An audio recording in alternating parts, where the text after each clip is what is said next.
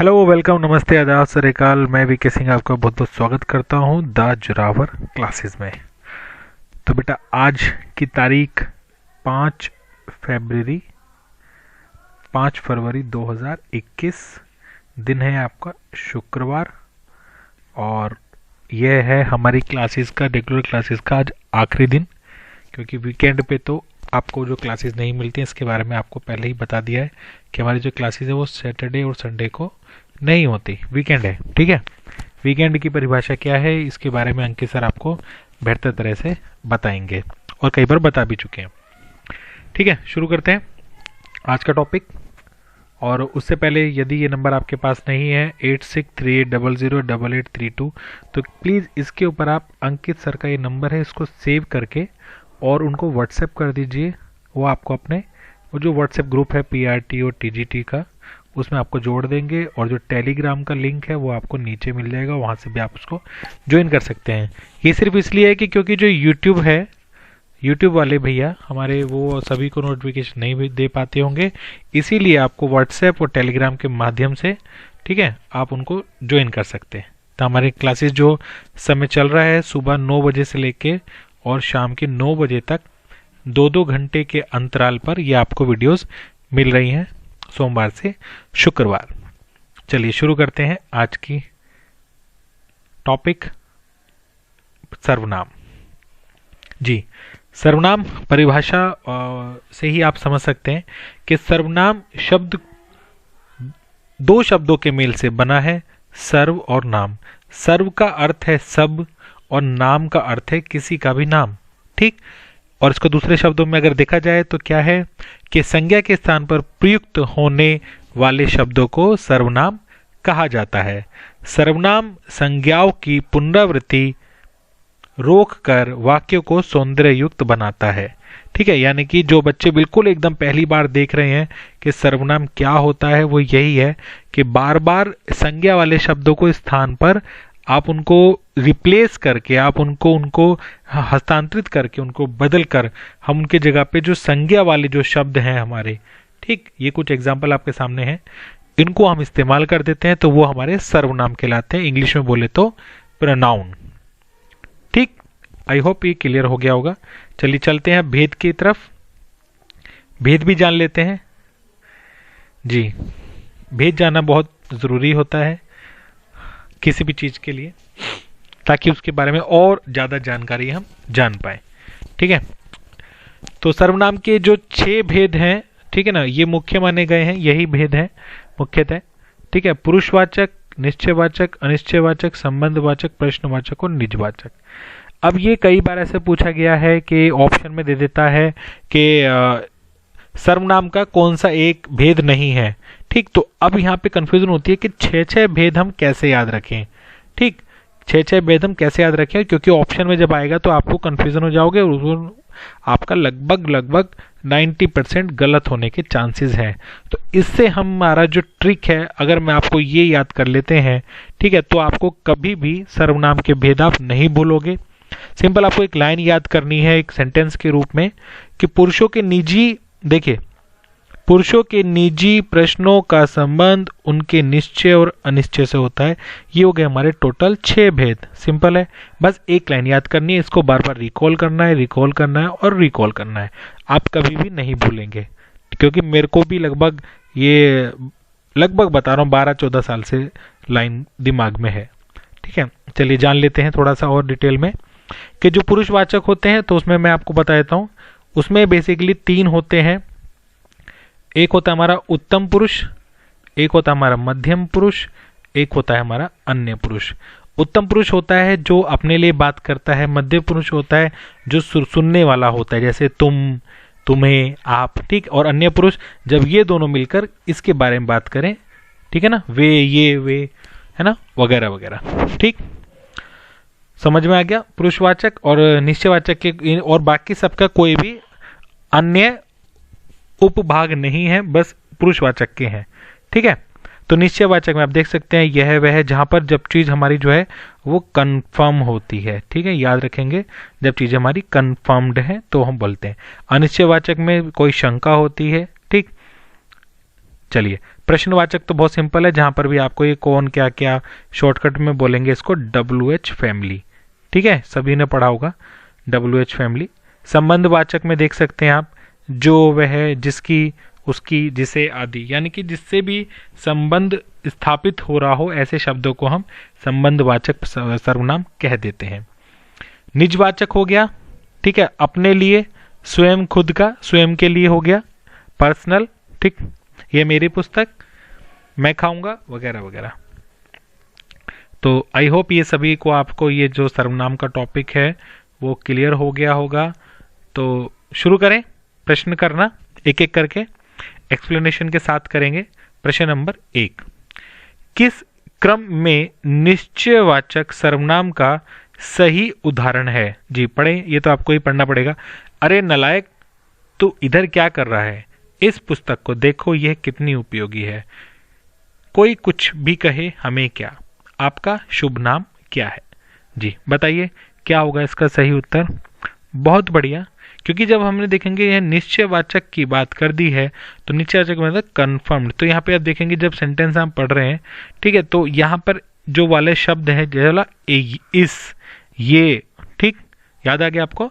तो ये सब क्या हो जाते हैं हमारे, ये हो जाते हैं निश्चयवाचक के उदाहरण, ठीक है। तो आंसर हमारा क्या हो जाएगा, बी। और यदि आपको समझ में आता है तो बाकी ऑप्शन नहीं पढ़ने, सीधा टिक करके आगे बढ़े। प्रश्न नंबर 2, स्वयं, स्वयते किस प्रकार का सर्वनाम है?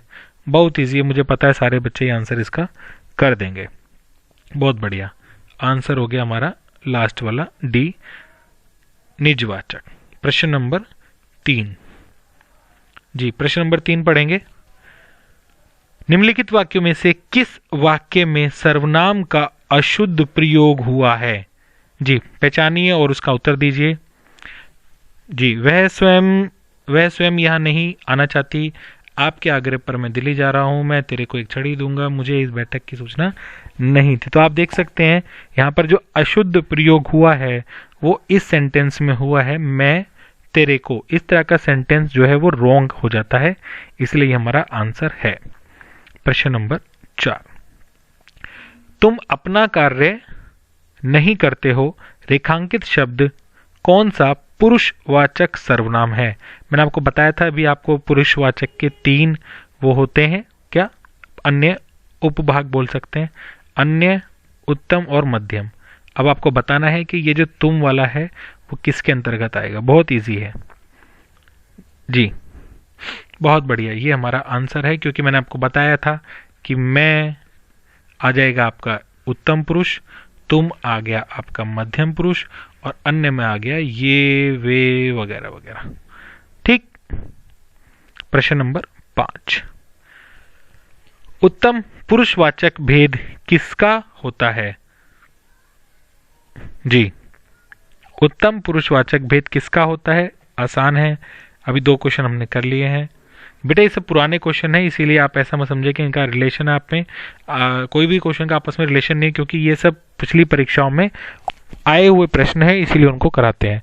तो उत्तम पुरुषवाचक जो भेद है वो किसका है? सीधा सीधा आंसर है सर्वनाम का। सर्वनाम में भी किसका अगर डिटेल पूछा जाए तो पुरुषवाचक का, ठीक। चलिए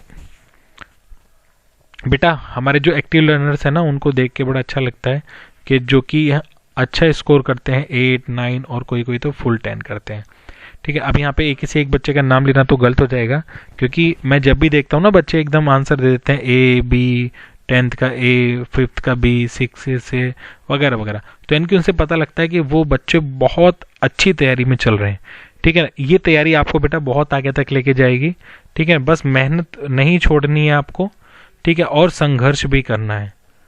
जैसे कि अभी आपको पता है कितना संघर्ष चल रहा है दिल्ली के आसपास, तो वो उनका संघर्ष है, ठीक है। आपको किस में संघर्ष करनी है?